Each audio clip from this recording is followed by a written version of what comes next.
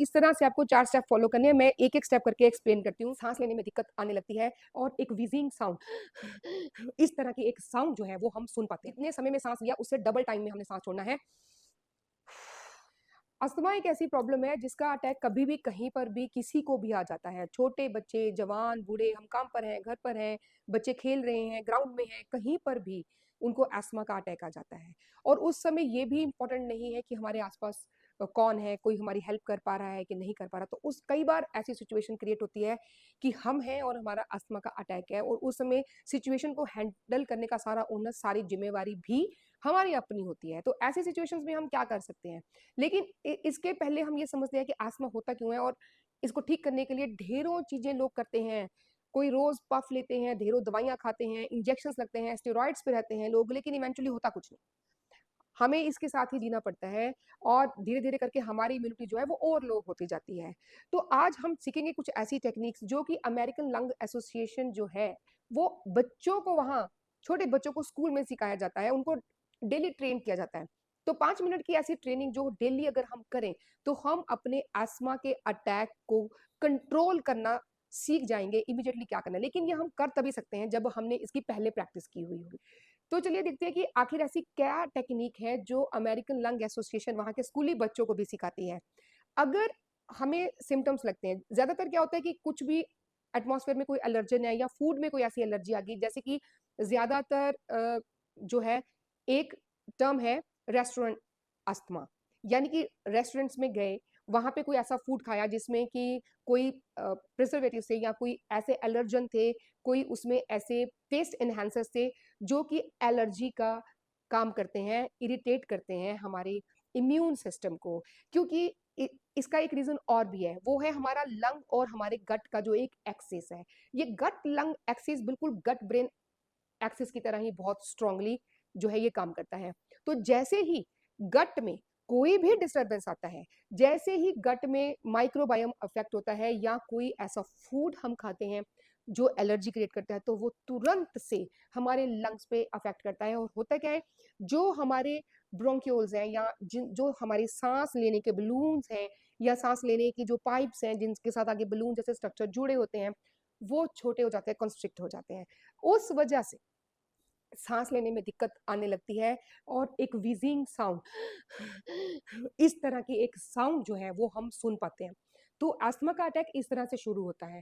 तो जिन लोगों को अस्थमा है या सीओपीडी है, पोस्ट कोविड सीओपीडी बहुत सारे लोगों को आजकल हो रखी है, तो उन लोगों को कुछ पहले सिम्टम्स, पहले साइंस, सिग्नल्स जिसको हम कहते हैं वो आने शुरू हो जाते हैं अटैक से पहले। तो उस सिचुएशन में हमें क्या करना है और जिस चीज की हमें पहले प्रैक्टिस करनी है, तो अमेरिका में बच्चों को ये सिखाया जाता है कि जैसे ही आपको ये लगे कि एस्मा का अटैक आने वाला है या कुछ ऐसी चीज है जो इरिटेट कर रही है लंग्स को, तो तुरंत से पहले तो सीधे खड़े हो जाए।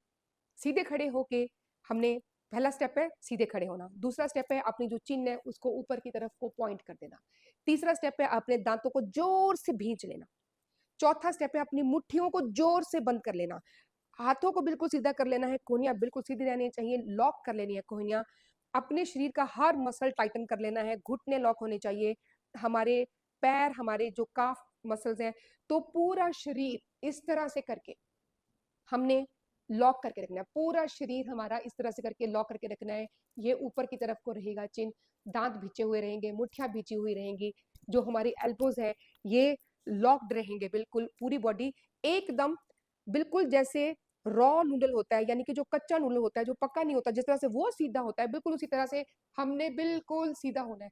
3 सेकंड तक ऐसे रहना है, 3 सेकंड तक। और 3 सेकंड के बाद तुरंत ही हमें क्या करना है, तुरंत ही बैठ जाना है किसी कुर्सी पर और एकदम से गीले नूडल की तरह बन जाना है। जो पका हुआ, जो उबला हुआ नूडल होता है तो वो बिल्कुल ढीला होता है, जिसको जैसे छोड़ेंगे वैसे ही बिल्कुल अपने बॉडी को आप ढीला छोड़ दीजिए, बिल्कुल ढीला, बिल्कुल ढीला छोड़ दीजिए। अगर आप ऑफिस में है, कहीं है, कुर्सी है तो ठीक है, नहीं तो जमीन पर लेट जाना है बिल्कुल ढीली बॉडी छोड़ के, बिल्कुल इस तरह से। और सांस ऐसे लेना है बिल्कुल रिलैक्स करके, अपना कोई बॉडी का अंग हमें हिलाना नहीं है और इस तरह से हमें ब्रीथ करना है जैसे हम बहुत गहरी नींद में सो रहे हैं। तो ये एक टेक्निक है जिसकी प्रैक्टिस अमेरिकन लंग एसोसिएशन बच्चों को करवाती है रोज 5 मिनट। अगर हम ये प्रैक्टिस डेली 5 मिनट्स करते हैं तो हम अपने अस्थमा के जो सिग्नल है उस अटैक आने के पहले से सिग्नल है, उसको हम पहले ही जज करके और हम अपने अटैक को कंट्रोल कर सकते हैं। तो ये प्रैक्टिस आज से ही शुरू कर दीजिए अगर आपको एस्मा है या फिर आपको जो है सीओपीडी है। अब पोस्ट कोविड सीओपीडी का भी एक अपने लंग्स को ट्रेन करने का भी एक प्रोटोकॉल है। आइए अब उसके बारे में बात करते हैं। तो वो एक 3 स्टेप प्रोटोकॉल है अगर आपको पोस्ट कोविड सीओपीडी है। उसमें भी कुछ ब्रीदिंग टेक्निक्स हैं, बड़ी आसान है, मैं वो बताती हूँ आपको फिर से खड़े होके। सबसे पहली टेक्निक ये है कि पूरी चेस्ट को फैला के अपने हाथों को साइड पे ले जाइए और नाक से सांस अंदर खींचना है, पूरा पेट भर के ऐसे सांस लीजिए और थोड़ी देर रुकिए वहीं पर और फिर मुंह से सांस छोड़ते हुए हमने अपने हाथों को चेस्ट के आगे इस तरह से ले आना है।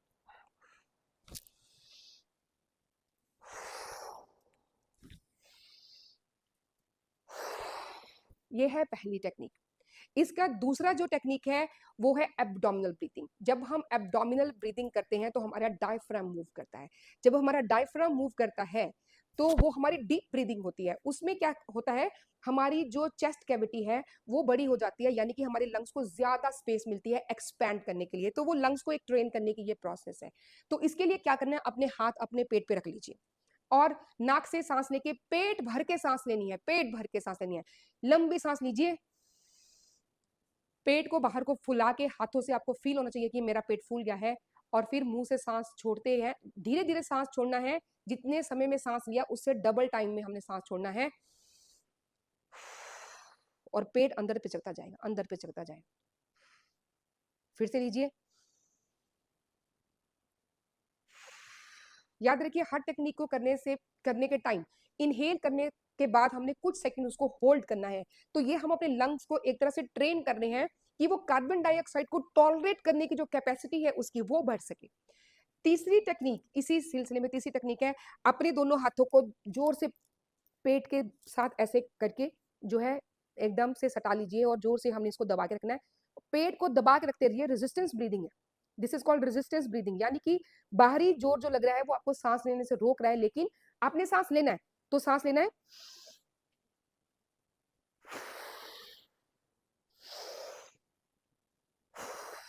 ये 3 जो सिंपल स्टेप्स है, पहला, दूसरा डायफ्राम ब्रीदिंग, तीसरा ये जो हमारी आर्म्स है ये क्लिंज्ड रहेंगी हमारे एब्डोमेन के पास और हमें प्रेशर रेजिस्टेंस ब्रीदिंग करना है। ये जो 3 स्टेप्स हैं इनको करते करते हम अपने लंग्स की कैपेसिटी को बढ़ाते हैं। आपको याद होगा पहले बच्चों को बलून दिए जाते थे फुलाने के लिए, गुब्बारे दिए जाते थे, बच्चे मुंह से उसको जब फुलाते थे तो पूरा लंग्स का जोर लगता था, उनके पूरे एब्डोमेन का जोर लगता था। वो पूरे जोर से जब वो गुब्बारों को फुलाते थे तो उनके लंग्स की एक्सरसाइज होती थी। लेकिन आज हम वो काम किससे करते हैं, पंप से करते हैं कि बच्चे का मुंह दुख जाएगा, लेकिन इस चक्कर में हम उनके लंग्स को वीक करते जा रहे हैं। तो ये जो हम गलती कर रहे हैं इसको हम आज भी सुधार सकते हैं। तो बच्चे को अगर एस्मा है, ब्रोंकाइटिस है, कुछ भी एलर्जी है, चाहे नहीं है तो भी अपने बच्चों को बलून्स फुलाने के लिए दीजिए। अपने सुपरविजन में हम करवा सकते हैं बच्चों को कि हमारी देखरेख में वो करें। तो वो जब मुंह से बलून फुलाएंगे तो उससे उनकी लंग्स की जो कैपेसिटी है वो बढ़ जाएगी। बड़े भी ये टेक्निक कर सकते हैं, बड़े भी ये प्रैक्टिस कर सकते हैं। एलर्जिक रिएक्शंस या इन्फेक्शंस की वजह से हमारा ये जो लंग्स है उनके अंदर म्यूकस बहुत सारा भर जाता है। म्यूकस जो है वो इकट्ठा होके स्पेस को ऑक्यूपाई कर लेता है और सांस लेने के लिए जगह नहीं बचती। तो बहुत जरूरी होता है कि उस स्थिति में उस कफ को बाहर निकाला जाए। तो उस कफ को बाहर निकालने के लिए पहले उसको ढीला करना जरूरी है, उसको लूजन करना जरूरी है। एक तो टेक्निक है कि पीठ पर ये जो है ऐसे हाथ करके हम लोग जो है कपिंग करते हैं तो भी जो कफ है वो म्यूकस जो है वो लूजन हो जाता है और उसके बाद उसको हम बाहर निकाल सकते हैं।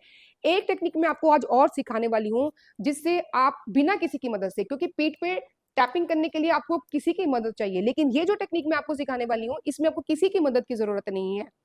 ये टेक्निक बहुत सिंपल है, आप खुद ही कर सकते हैं। इस पिक्चर में जैसे आप देख रहे हैं इस तरह से आपको 4 स्टेप फॉलो करने हैं। मैं एक एक स्टेप करके एक्सप्लेन करती हूँ। सबसे पहले उल्टा लेट जाना है, मुंह के बल लेटना है। मुंह के बल लेटने के बाद आपको कुछ सेकंड उस तरह से लेटने के बाद आप राइट साइड पर लेटेंगे और जो लेफ्ट कंधा है उसको थोड़ा सा ऊपर उठा लेंगे। कुछ सेकंड्स इसी स्थिति में रहना है, फिर लेफ्ट साइड पर लेट के सीधे बेड पर ही लेटना है। पहले उल्टा लेटे, फिर राइट साइड पर लेटे, फिर लेफ्ट पे लेट के राइट कंधा उठा लेना है, बिल्कुल जैसे आप पिक्चर में देख रहे हैं सेकंड स्टेप में उस तरह। थर्ड स्टेप ये है कि इंक्लाइंड आपको लेटना है। इंक्लाइंड लेट के अपने दोनों जो हाथ हैं वो इस पिक्चर की तरह सिर के पीछे कर लेने हैं और अपने पैरों को मोड़ लेना है, बिल्कुल इस पोजीशन में। उसके बाद आपको इसी इंक्लाइंड सरफेस के ऊपर पहले राइट लेटना है, फिर लेफ्ट लेटना है, और इसके बाद उठ के बैठ जाएं और खांसी करके जो वो कफ ढीला हो गया, जो म्यूकस ढीला हो गया है, उसको हम बाहर निकाल सकते हैं। तो ये एक टेक्निक है जो हम खुद कर सकते हैं उस म्यूकस को बाहर निकालने के लिए। तो नेबुलाइजर लेके या और कुछ कुछ मेडिसिन यूज करने की बजाय अपने आप खुद किसी की मदद के बिना इस टेक्निक से हम अपनी चेस्ट में जमे हुए म्यूकस को भी बाहर निकाल सकते हैं। दूसरी टेक्निक जो है लंग की कैपेसिटी को बढ़ाने की, वो है शंख बजाना। तो शंख बजाने के पे भी हमारे पूरे लंग्स की जो है वो एक्सरसाइज होती है। तो ज्यादातर ये सुबह सुबह शंख बजाया जाता था, क्योंकि सुबह का टाइम लंग्स को ट्रेन करने का बेस्ट टाइम है। तो इसलिए कोई भी ऐसी एक्सरसाइजेस जो हम लंग्स को ट्रेन करने के लिए करना चाहते हैं, वो हमें सुबह सुबह करनी चाहिए, वो सबसे बेस्ट टाइम होता है। और एक लास्ट चीज, अगर हम कहीं सफर कर रहे हैं, मतलब हम कहीं जर्नी कर रहे हैं, कहीं जा रहे हैं, हमारे पास ना बलून है, ना शंख है, ना हमारे पास कोई ऐसी जगह, हम ट्रेन में बैठे हैं, हम गाड़ी में बैठे हुए हैं, उस समय हम कोई ऐसी एक्सरसाइजेस नहीं कर पा रहे, तो उस समय हम क्या करना है, अपने हाथों का इस्तेमाल करना है। अपने हाथों को इस तरह से बिल्कुल हर तरफ से जोर से दबा लीजिए। देखिए, ध्यान से देखिए, यहां से भी पूरा बंद, कहीं से कोई रास्ता नहीं होना चाहिए। केवल ये जो दो उंगलियां हैं और जो ये अंगूठे हैं, इनके बीच में यहाँ पे एक छोटा सा हमें रास्ता छोड़ना है सांस भरने के लिए। बिल्कुल पीछे से बंद है, ऊपर से उंगलियां टाइट हैं, नीचे से भी कोई जगह नहीं है, पूरा हाथ लॉक्ड है, और केवल उंगलियों और अंगूठों के बीच में एक छोटा सा छेद हमें नजर आ रहा है। और अपने होठों को इसमें सेट करके हमने पहले सांस भर लेनी है और फिर इसमें छोड़नी है मुंह से। इस जब हम ये करेंगे तो हमें पता चलेगा कि हम सांस इसमें भर नहीं पा रहे, क्योंकि कहीं से हवा निकलने की जगह नहीं है। ये टेक्निक हम कहीं पर भी कर सकते हैं। जब भी हम ब्रीदिंग की प्रैक्टिस करते हैं तो याद रखिए, हमें अपनी सांस बाहर छोड़ने की आवाज नहीं आनी चाहिए, ये इस चीज का हमने ध्यान रखना है। तो वो हमारी नेचुरल ब्रीदिंग हो जाएगी। जितना हो सकता है ये टेक्निक्स प्रैक्टिस करते जाइए, और धीरे धीरे करके आप खुद नोटिस करेंगे कि कैसे आप तुरंत से अस्थमा के अटैक को भी रोक सकते हैं और अपनी लंग की कैपेसिटी को बढ़ा सकते हैं। सीओपीडी के पेशेंट्स जो हैं वो भी इस टेक्निक से अपने लंग्स को स्ट्रेंथन कर सकते हैं और छुटकारा पा सकते हैं पफ्स से, इंजेक्शन से, इमरजेंसी से, आईसीयू से। तो ये सिंपल टेक्निक्स जो है, इनको अपने जीवन का हिस्सा बनाएं, और अस्थमा, सीओपीडी और ऐसी जो ब्रीदिंग इमरजेंसीज हैं, उनसे आप अपनी रक्षा कर सकते हैं। Thank you.